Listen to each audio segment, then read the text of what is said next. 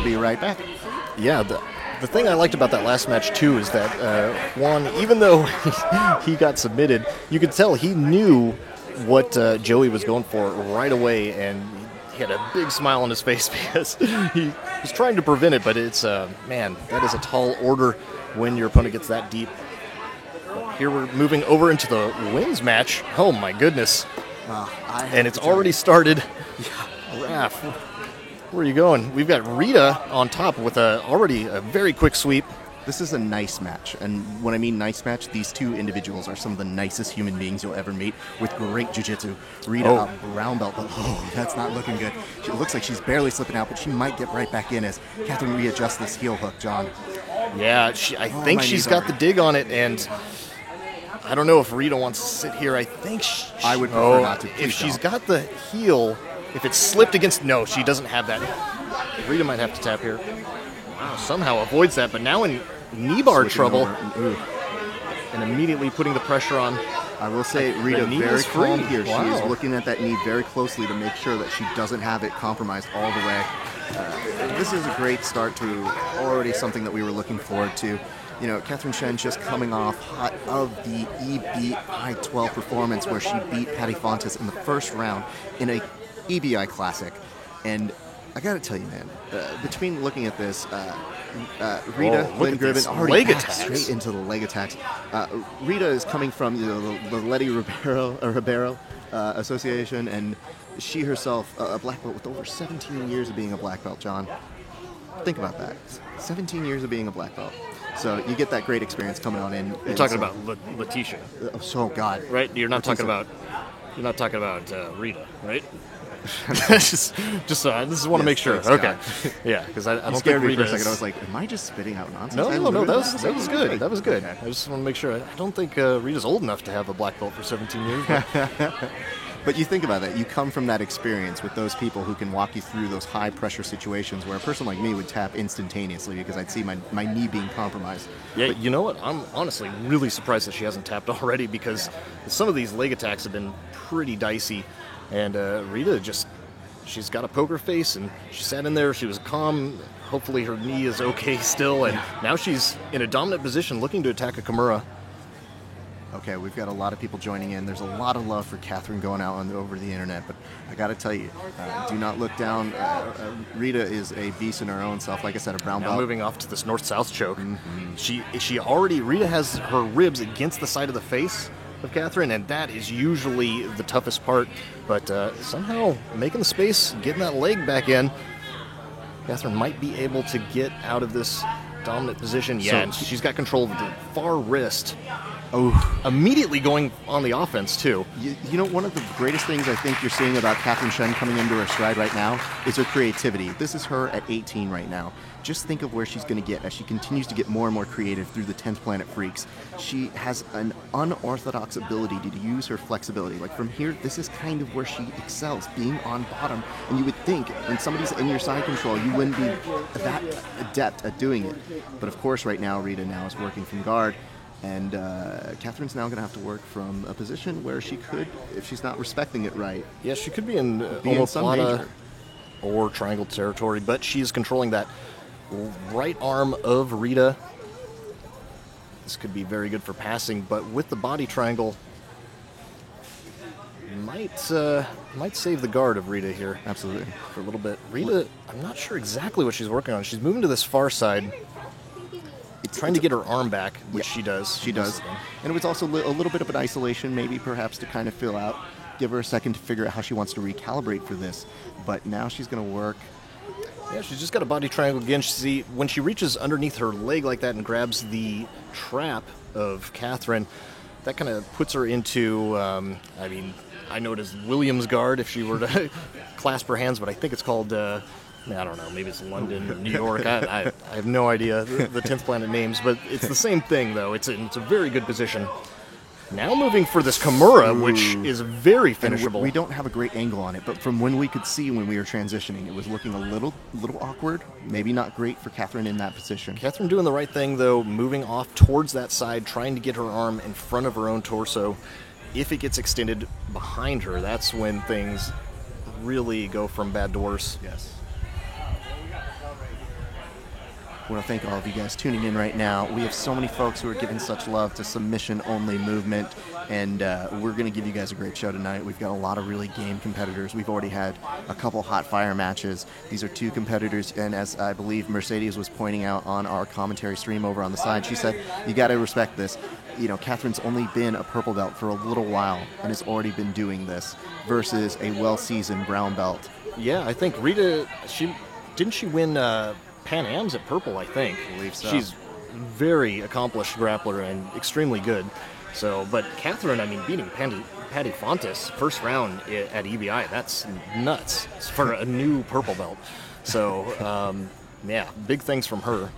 I'm going to advise the people in our commentary on our comment section to not make fun of the children. Thank you.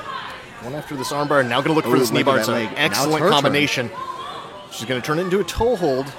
No, I don't think.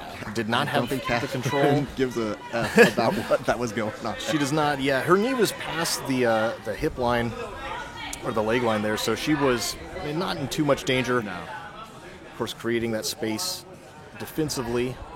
So that was definitely on purpose. She's going to look to come up either into this calf crusher if she can maintain this triangle, or she'll use it to take the back. And Rita is going to work for, it looks like, hard to tell from this angle, but I thought she was maybe going for a toe hold for a second. I will tell you this, one of the things that Rita was saying in our interview, our pre-interview, was she was going to promise a lot of inversion thingies, is what she was calling them. And we seem to see a little bit of that right now as we get a little more confidence. But however, again, Catherine looking at those opportunities. She wants that heel hook. Mm-hmm. And look at the legs. Just, guys, just respect the ability to be that flexible. It hurts my knee just to look at it.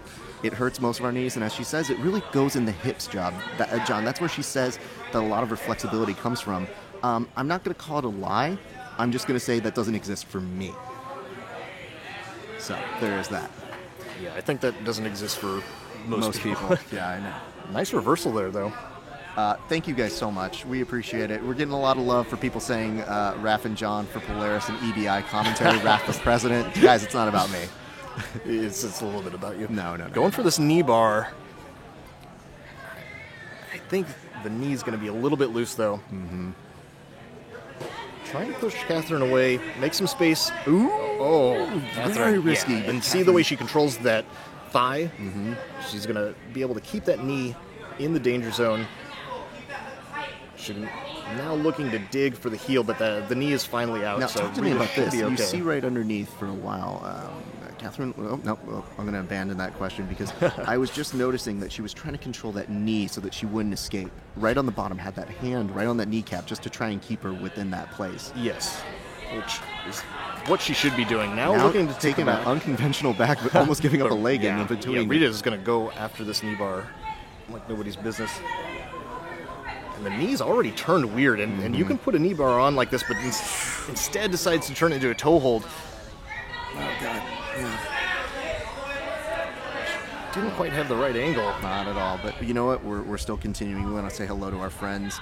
John Battle joining in, another no-gi and gi. Oh, John. Beast in himself. We got a lot of friends watching in, and if you guys are enjoying it, please share.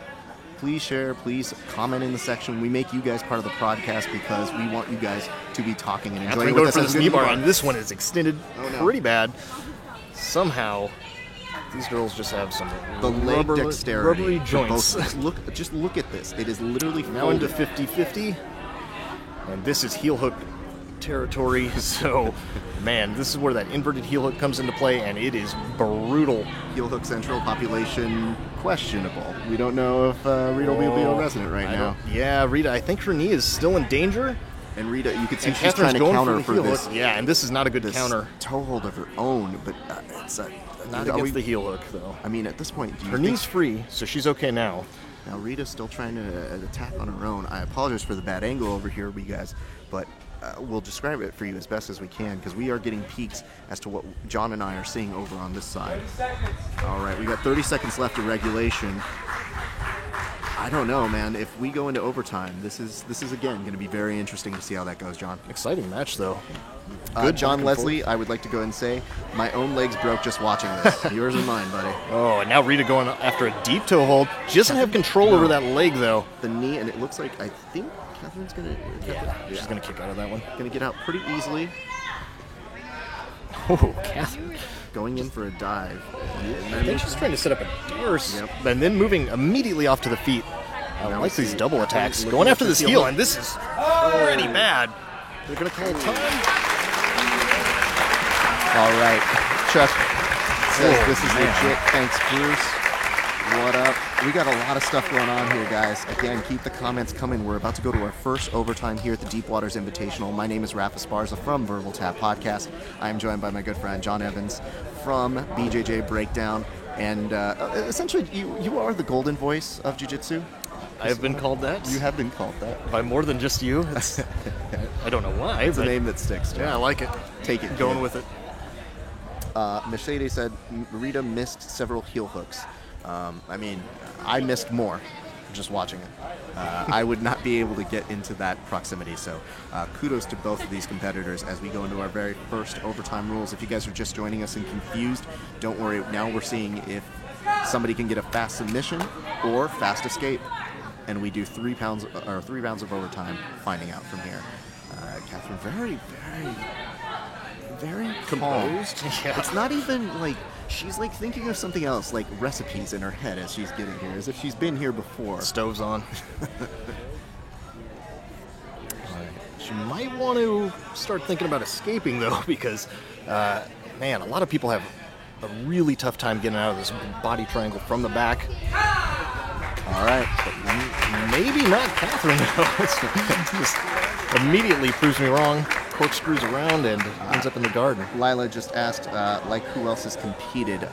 We had Joey House get a twister earlier, and then we saw Bree Stick get a armbar in the very first match of the night. So you're coming in, if you're just joining us right now, take a seat, take a load off, and let us give you some great grappling for this evening. Yeah, Catherine going to opt for the spiderweb position, controlling that it's a good near spot. leg. Honestly, Rita's starting to come up already, though. Can be tough with that leg control, or being kicked in the face. That does make the submission a little harder to get, John. A little tougher, if I'm being so honest.